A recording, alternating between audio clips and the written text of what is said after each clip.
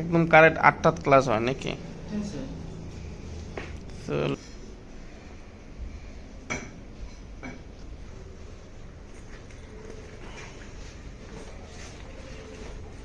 Doctor হয়ে গেল না?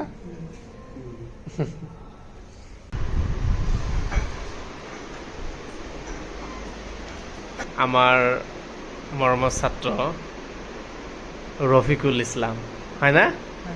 ৰফিকুল ইসলাম, তো তুমি কোৱাচোন, একচুৱেলি কোনোবা ছাত্ৰ ছাত্ৰী ভৱিষ্যতত যদি ডক্টৰ হ'ব বিচৰা মন থাকে, কেনেকুৱাকৈ পঢ়িব লাগে একচুৱেলি? কেনেকুৱা ভাল?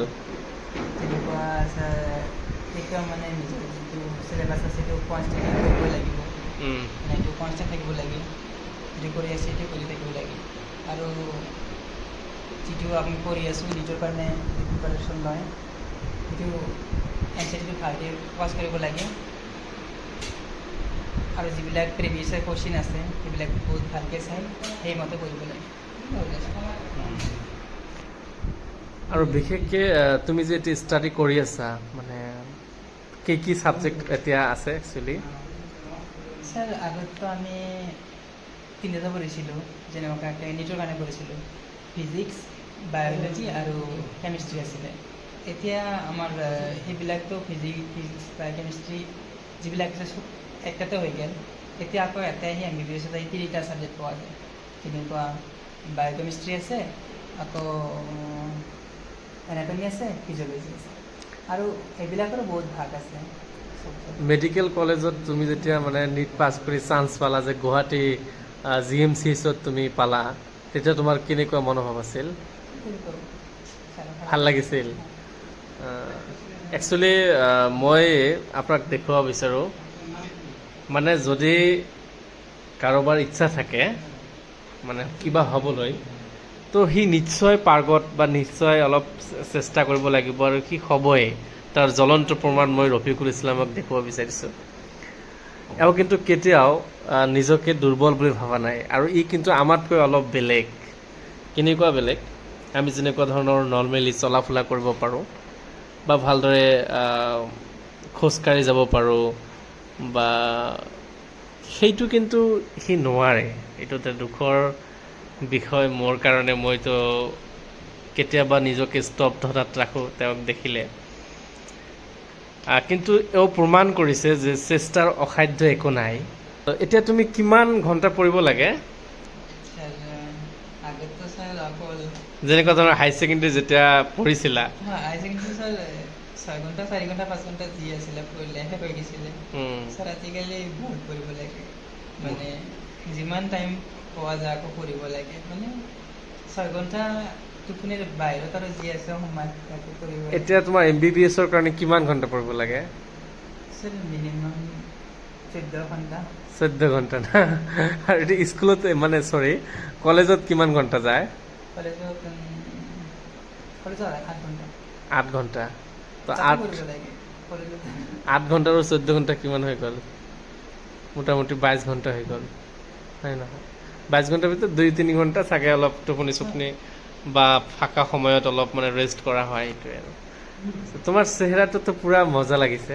তুমি মেইনটেইন কৰিছা নেকি? হৈ যায় না? খোৱা লোৱা কেনেকুৱা হোষ্টেলৰ? যি কি নহওক, মোৰ এটা লাষ্ট কুৱেশ্যন আৰু হা, ছাপ'জ তুমি ডক্টৰ হৈ গ'লা, আজিৰ পৰা তুমি ডক্টৰ, ঠিক আছে? তো এতিয়া তোমাৰ পেচেণ্টৰ প্ৰতি যি মহানুভৱতা বা দয়াশীল বা কেনেকুৱা ধৰণৰ মনোভাৱ তুমি লৈছা মনত, যে মই এনেকুৱা হ'ম ডক্টৰ হ'লে?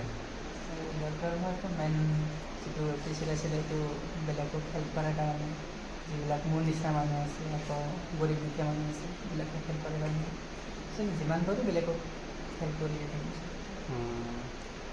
আচ্ছা, তুমি যে আমাতকৈ যে অলপ মানে একচুৱেলি যে তুমি যে মানে নৰ্মেল নোহোৱা, যে খোজকাঢ়িব নোৱাৰা, তুমিতো কেতিয়াও সেইটোত বিভ্ৰান্তিত পঢ়া নাই যে মই এতিয়া বহুত কষ্টত আছোঁ, দুখত পৰিছোঁ, বা তেনেকুৱা অনুভৱ হোৱা নাই না? এনেই কেতিয়াবাতো কোনোবাই চাপ'জ ফুটবল খেলিবলৈ গ'ল তুমি নোৱাৰা সেই সময়ত তোমাক কেনেকুৱা লাগে ছাৰ তেতিয়া মানে অলপ বেয়া লাগে কিন্তু ভাবোঁ যে আল্লাই মোক কিবাকৈ ডিফাৰেণ্ট বনাই দিছে ডিফাৰেণ্ট হিচাপে ভাল লাগে আৰু নাই ঠিকে আছে সেইটোৱে আৰু তোমাৰ ব্ৰেইনত হয়তো আল্লাহ তোমাৰ ব্ৰেইনত সিমানখিনি জ্ঞান দান কৰিছে যিমানখিনি তোমাৰ প্ৰয়োজনতকৈ অধিক হয়তো আছে এফালে নহয় আনফালে তোমাক সেই বস্তুটো সমাধান কৰি দিছে তো ঠিকে আছে মোৰ এই ছাত্ৰগৰাকীৰ কাৰণে সকলোৱে দোৱা কৰিব আৰু ইমান কষ্টৰ ফলত আজি গুৱাহাটী GMCHত সি ডক্টৰ কৰি আছে MBBS কৰি আছে আৰু পঢ়ি আছে এইটো ফিজিঅ'লজি না এইটো ফিজিঅ'লজি বুকছ হয় প্ৰেক্টিকেলছখিনি কৰি আছে চাগে এতিয়া আৰু তো ঠিকে আছে তুমি হ'ব তেনেহ'লে আমাৰ ল'ৰা ছোৱালীৰ কাৰণে দুই এষাৰ কথা কেনেকৈ পঢ়িব লাগে জাষ্ট এষাৰীত যি কৰি আছা ভালকৈ কৰিবা মনোযোগেৰে কৰিবা কেতিয়াও তোমালোকে ডিষ্ট্ৰেক্ট নহ'বা ছেড নহ'বা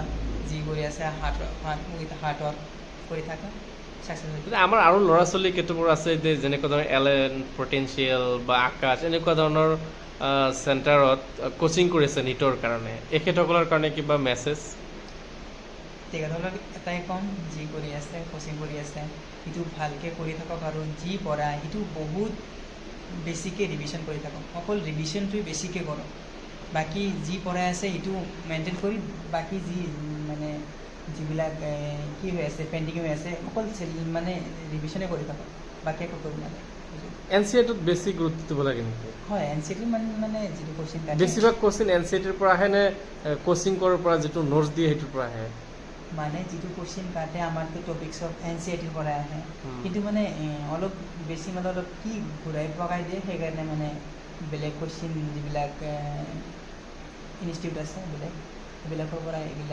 যিবিলাক পোৱা যায় মেটেৰিয়েলবিলাক সেইবিলাক চাপ্লাই হৈ গৈছে হ'ব দে ৰফিকুল ইছলাম তোমাক ধন্যবাদ জনাইছোঁ তুমি আমাক ইমান সময় দিলা মানে একচুৱেলি মইতো তোমাৰ ইয়াতে আছোঁ মোৰ ছাত্ৰ ছাত্ৰী তথা মোৰ ৰাইজ বা মোৰ ভিউৱাৰ্ছ ফলোৱাৰ্ছ বা মোৰ ছাবস্ক্ৰাইবাৰ সকলোকে তুমি ইমান সময় দিয়াৰ কাৰণে আৰু মূল্যৱান কথাৰ কাৰণে সকলোৰে হৈ মই তোমাক ধন্যবাদ জনাইছোঁ আৰু আগবাঢ়ি যোৱা সেইটাৰ কামনা কৰোঁ থেংক ইউ ছাৰ